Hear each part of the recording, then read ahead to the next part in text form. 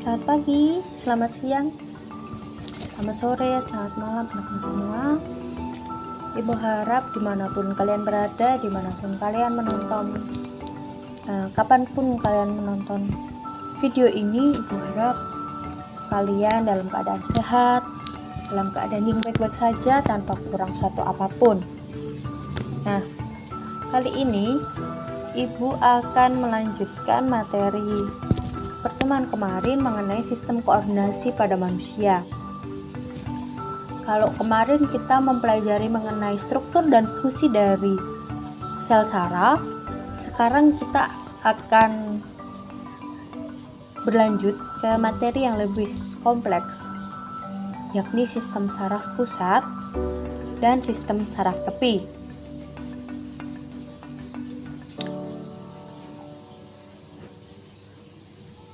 Jadi, tujuan pembelajarannya, setelah kalian menonton video ini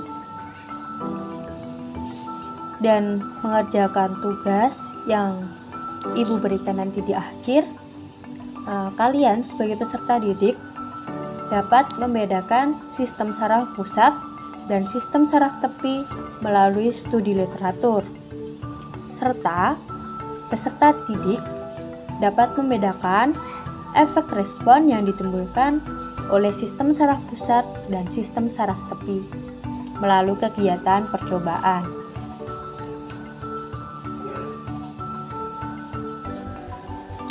Lalu, sebelum kita berlanjut ke pembahasan mengenai sistem saraf pusat dan sistem saraf tepi, ibu ingin bertanya nih pada kalian semua. Masih ingat nggak sih kalian apa yang kita bicarakan di pertemuan lalu mengenai struktur dan fungsi dari sel saraf? Apa aja sih struktur dari sel saraf itu? Ya, kalian pasti masih ingat kan? Ada 3 itu. Ada 3 struktur paling utama di sel saraf. Ya, yang pertama itu ada badan sel. Kemudian ada dendrit, ada akson. Lalu apa ya? Lalu itu macam-macam sel saraf. Coba sebutkan 2 saja macam-macam sel saraf. Ya, ada sel saraf eferen, kemudian sel saraf aferen. Lalu ada yang itu strukturnya ada yang terdiri dari dendrit, kemudian ada yang terdiri dari dendrit dan neurit, atau terdiri dari dendrit yang banyak, neuritnya dikit. Atau nanti kalian bisa mempelajarinya lagi tentunya ya. Nah, ternyata sistem saraf itu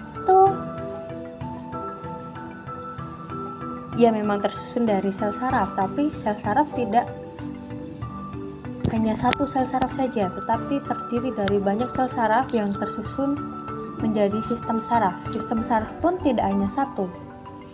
Ternyata ada sistem saraf pusat atau central nervous system dan juga sistem saraf tepi atau peripheral nervous system.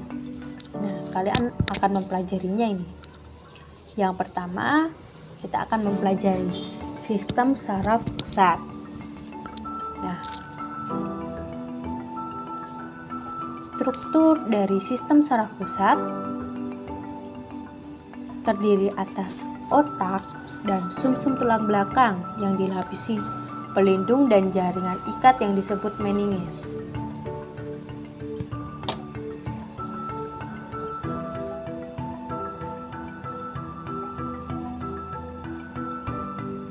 Kemudian meninges itu terdiri dari durameter, itu di bagian paling luar, lapisan paling luar, dia itu tebal dan keras.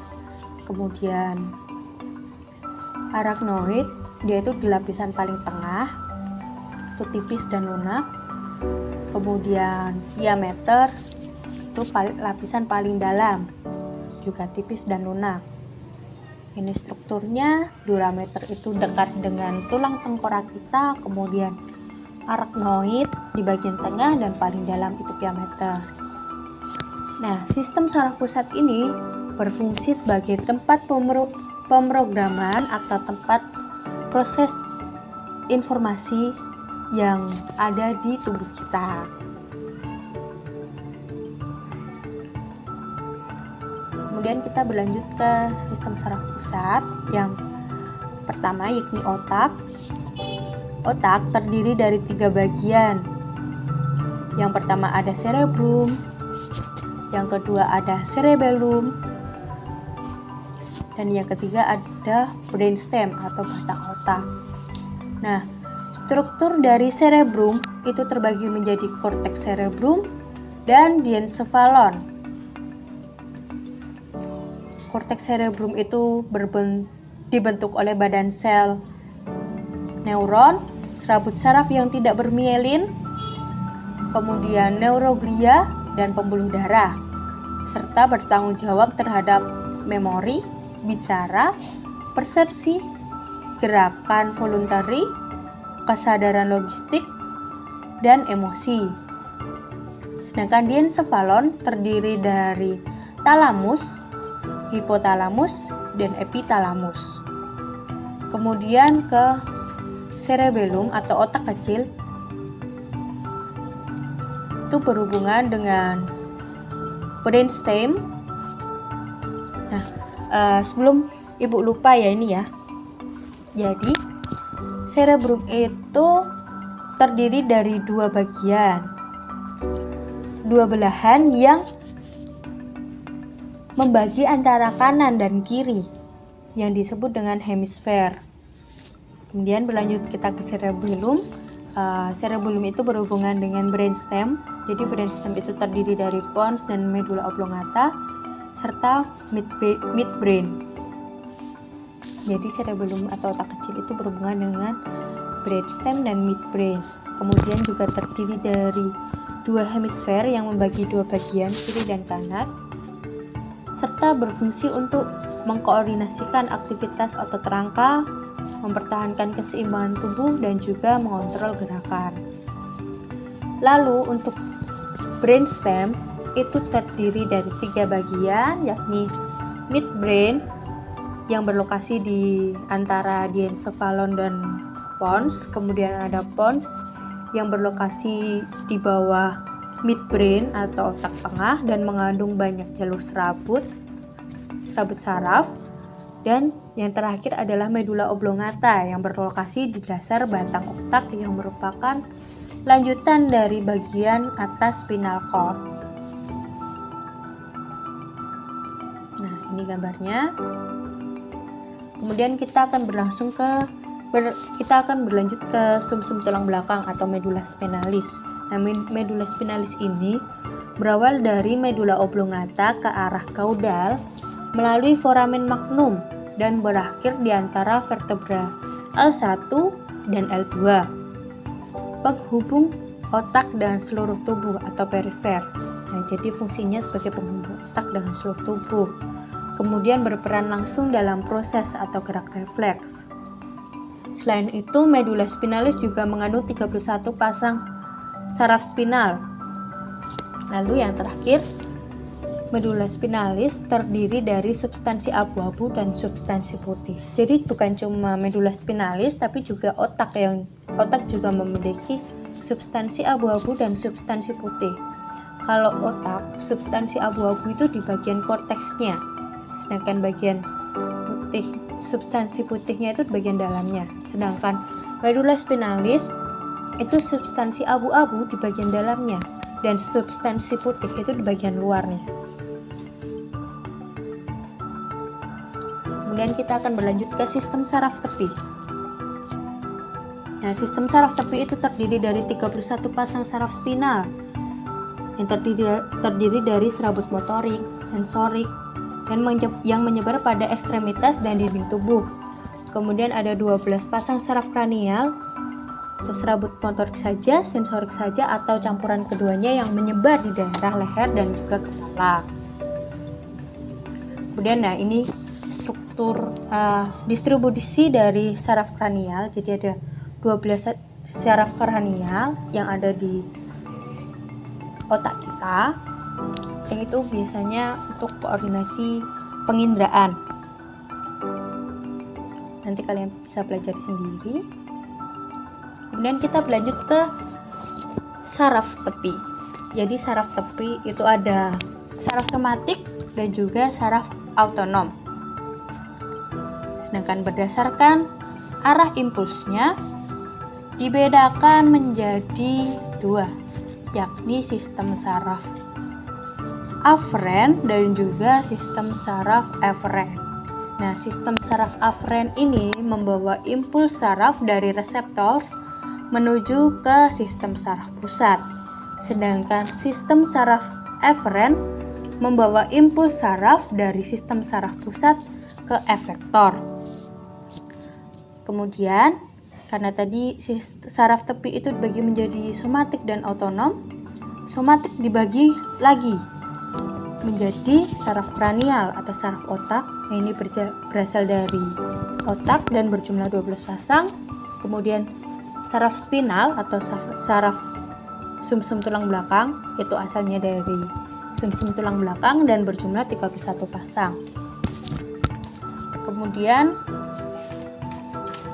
sistem saraf simpatik. Nah, ini pembagian dari saraf autonom. Itu ada sistem saraf simpatik yang kerjanya merangsang kerja organ. Kemudian ada sistem saraf parasimpatik yang sistem kerjanya menghambat kerja organ. Jadi kebalikan ya.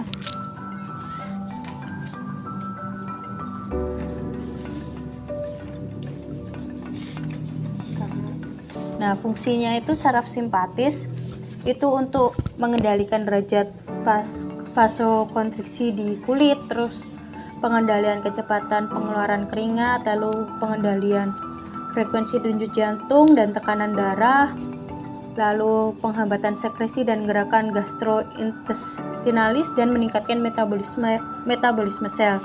Sedangkan sistem saraf parasimpatik itu berfungsi untuk mengendalikan pemfokusan mata dan dilatasi pupil, dan juga mengendalikan sekresi kelenjar ludah, denyut jantung, sekresi lambung, dan juga sekresi pankreas. Nah, sekian tadi penjelasan materi dari Ibu.